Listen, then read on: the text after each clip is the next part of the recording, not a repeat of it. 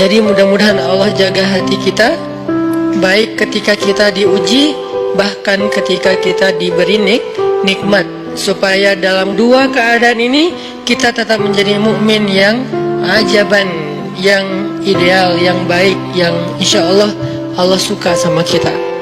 Kalau diuji sabara fakana khairallah, kalau diberi nikmat syakara fakana khairallah. Kalau dia diuji, dia bersabar, dan itu kebaikan untuk dia. Ternyata diuji, ujung-ujungnya baik. Lewat apa ujian menjadi kebaikan? Lewat sabar. Bukankah Allah bilang wabasyiris sabirin? Sampaikan berita gembira kepada orang yang sabar.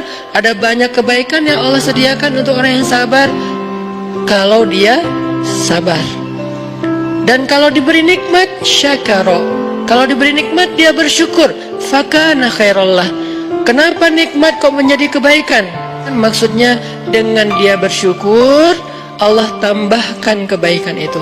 La in syakartum la azidannakum. Jadi orang beriman itu kayaknya hidupnya tuh harusnya sih nggak ada bete-nya.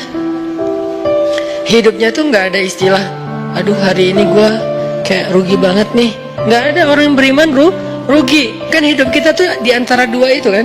Cuman varian ujian itu aja macam-macam. Varian ujian itu misalnya kalau di surat Al-Baqarah Allah menyebutkan 3 varian ujian kan. Ba'sa, dharra, zulzilu. Ujian fisik, ujian harta. Harta ini termasuk karir, kerjaan, usaha, bisnis.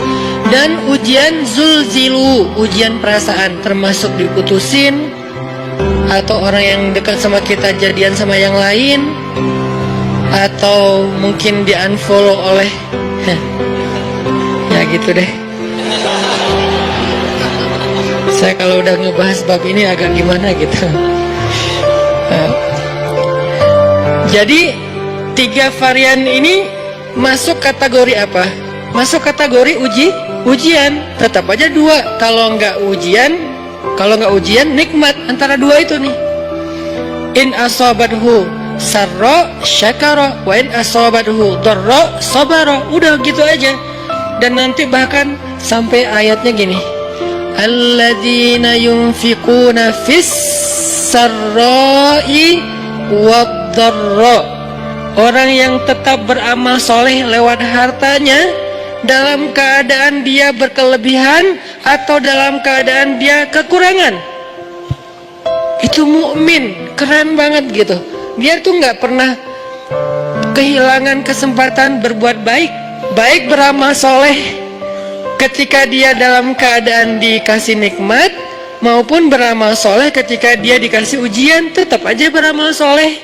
Contoh yang ayat tadi, yunfikuna fis sarra, berinfak dalam keadaan sarra, dalam keadaan bahagia, senang, lagi dapat untung gitu kan. Ataupun yunfikuna fit dharra, tetap berinfak walaupun dia dalam keadaan dharra, dalam keadaan susah, dalam keadaan dor itu kan bahaya. Ini kalau saya infak nih bahaya nih buat saya nih. Kalau saya kasih nih kayaknya saya kayak nggak ada tabungan buat mahar nih. Kalau saya kasih ke dia, terus saya gimana?